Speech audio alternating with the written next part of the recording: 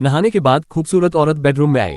Hello बहुत excited था। अगले ही पल उसकी गर्लफ्रेंड ने अपना अंडरवियर उसकी तरफ फेंका। हेल ने उसे पकड़ा और साइज देखा, जिससे वह कंफ्यूज हो गया। पता चला कि हेल हिप्नोटाइज हो गया था।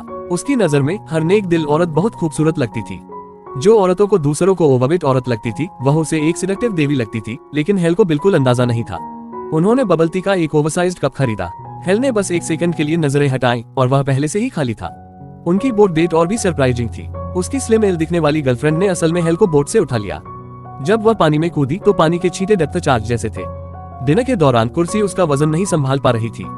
हेल फर्नीचर की खराब क्वालिटी की शिकायत करने के लिए एक वेटर के पास गया। हेल की लगातार केयर और अटेंशन से उनका रिश्ता जल्दी ही गहरा हो गया। जल्द ही पेरेंट्स से मिलने का टाइम हो गया। हेल को उम्मीद नहीं थी कि उसकी गर्लफ्रेंड के पिता ही उसके बॉस निकलेंगे। तेज नजर वाले बॉस ने सब कुछ देख लिया था और हेल से नाटक बंद करने को कहा। वह जानता था कि उसकी बेटी का वजन ज्यादा है और 2 साल की उम्र से ही वह उसे पाल नहीं पा रही थी।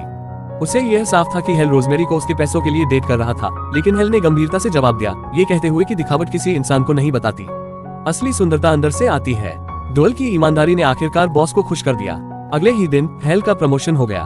वह इतना उत्साहित था कि उसने ये खबर परिवार और दोस्तों के साथ शेयर की और उन्हें बताया कि वह अगले महीने रोजमेरी से शादी करने वाला है। जिसने भी यह खबर सुनी वह हैरान रह गया। हेल का सबसे अच्छा दोस्त मोरी अब और बर्दाश्त नहीं कर सका। उसने हेल को सच्चाई का सामना करने में मदद करने का फैसला किया। उसे टोनी मिला, वही आदमी जिसने हेल को हिप्नोटाइज किया था और उसे इसे ठीक करने के लिए ट्रिगर वर्ड्स मिले थे। उसने तुरंत हेल को फोन किया और फोन पर वे शब्द कहे। एक पल में हेल नॉर्मल हो गया। कुछ देर पहले की खूबसूरत रिसेप्शनिस्ट अचानक बिल्कुल बदल गई। जब वह मुड़ा तो उसने देखा कि रोजमेरी की जगह एक भारी भरकम लड़की बैठी थी। तभी मोरी आया और हेल को बताया कि यह लड़की रोजमेरी है। उसने सब कुछ समझाया। हेल को आखिरकार सच समझ आ गया, लेकिन अब जब वह साफ देख सकता था तो वह और भी कंफ्यूज हो गया। उसे समझ नहीं आ रहा था कि रोजमेरी का सामना कैसे करे। उसके पास उससे बचने के अलावा कोई चारा नहीं था। चाहे वह कितनी भी मिन्नतें करे, उससे दोबारा मिलने से मना कर दे। आखिर में उसने उसके कॉल्स का जवाब देना पूरी तरह बंद कर दिया, लेकिन रोजमेरी जिद पर अड़ी रही। एक दिन वह खुद उससे मिलने आई। हेल ने तुरंत अपनी आंखें ढक ली। फिर भी धुंधलेपन के बावजूद उसे उसका असली बॉडी शेप दिख रहा था। उसने तबीयत ठीक न होने का नाटक किया और उसे जाने के लिए कहा। उनकी पड़ोसी जिलियन ने हेल की बढ़ती कामयाबी देखी और उसे अकेले बाहर बुलाया।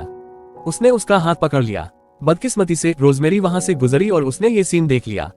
थोड़ी देर बाद वे फिर मिले और हेल ने ऐसे बर्ताव किया जैसे वह उसे जानता ही न हो। रोजमेरी शॉक में रह गई, दिल टूट गया। रोजमेरी रेस्टोरेंट से बाहर चली गई। तभी उसे हेल का कॉल आया।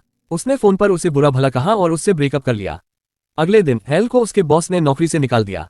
किसी को नहीं पता था कि हेल ने जिलियन को मना कर दिया था। रोजमेरी के साथ इतना समय बिताने के बाद उसे सच में उससे प्यार हो गया था, लेकिन रोजमेरी को यह पता नहीं था और वह उसकी जिंदगी से गायब हो गई। उसने अपनी सारी कॉन्टैक्ट जानकारी बदल दी और हॉस्पिटल की नौकरी छोड़ दी। चेहरे पर जलने के निशान वाली एक छोटी लड़की ने हेल को हेलो कहा। वह उसे पहचान नहीं पाया। लड़की ने कहा कि जब वह रोजमेरी के साथ था तो वह अक्सर उसकी देखभाल करता था। तभी हेल को एहसास हुआ कि वे बच्चों की बंद यूनिट में खड़े हैं। वहां ज्यादातर मरीजों का लुक परफेक्ट नहीं था, लेकिन जब वह हिप्नोसिस में था तो उसने उन सभी को फरिश्ते के रूप में देखा था। अब जाकर हेल को एहसास हुआ कि वह कितना उथला था। उसने आखिरकार हिम्मत जुटाई और रोजमेरी को ढूंढ लिया। उसने फिर से अपने प्यार का इजहार किया।